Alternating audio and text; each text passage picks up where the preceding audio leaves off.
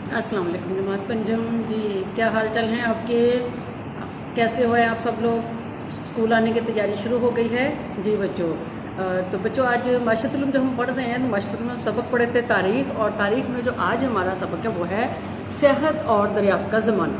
तो सेहत और दरियाफ्त का ज़माना कैसा था, हम इसको पढ़ते हैं, समझते हैं कि ज़माना कदीम कौन सा है, यानी बहुत इब्तदाई ज़माना जब इंसान ने बहुत ज़्यादा तरक्की नहीं की थी। तो ज़माना कदीम में सहूलतें जो है वो बहुत कम थी। कौन सी सहूलतें? मतलब हमारे पास जो आजकल इतनी सारी सहूलतें हैं, जैसे हम मोबाइल हैं, हमारे पास गाड़ियाँ हैं, हमारे पक्के मकान हैं, तो इस तरह की सहूलतें बहुत कम थी। ज़माना कदीम में, पुराने ज़माने में सहूलतें बहुत कम थी। और इनमें जब हम ख़ास अपने टॉपिक के लिहाज से, मौजू के लिहाज से जब हम जिक्र करते हैं तो आमदोरफ्त की, यानी आने जाने की जो सहूलतें वो बहुत कम थी। तो एक दूसरे मुल्क में सफ़र बहुत ज़्यादा मुश्किल था। 11वीं सदी ईस्वी से लोगों का रुझान, कौन सी सदी से?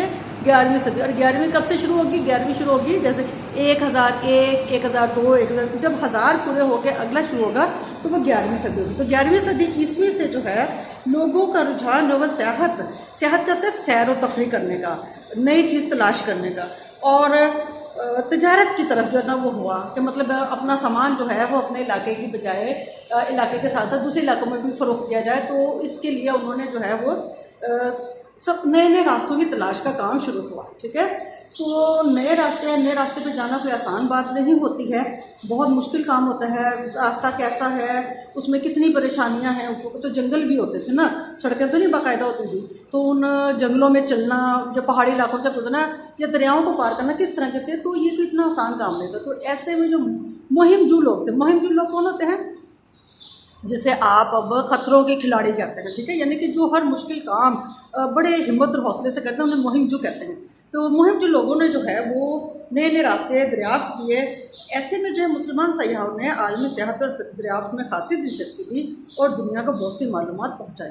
तो मुसलमान सयाहों का नाम भी जो है ना वो बहुत अहम है। बहुत मुसलमान सयाह हैं जिन्होंने नए नए रास्ते तलाश किए, नई नई जगहों पर गए वो, और उन्होंने वहाँ पर अपनी तहजीब को पहुँचाया। ठीक है, तो 11वीं सदी ईस्वी से 15वीं सदी ईस्वी के दरमियानी ज़माने में इंसान मौजूदा दुनिया के बेशतर हिस्सों से वाकिफ़ हो गया था।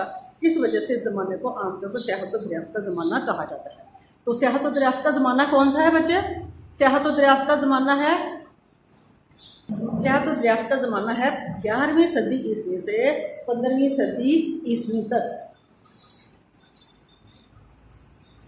बच्चों ये आपसे कुछ सवाल भी बनने में हैं, आप इन सवाल को भी जो है गौर से देख लें और फिर समझ लीजिए। बोर्ड पे आपको एक्सप्लेन किया है, किताब में सबक आपके सामने, आप उसको देख के अच्छी तरह से आपने याद भी करना है और समझने का काम को।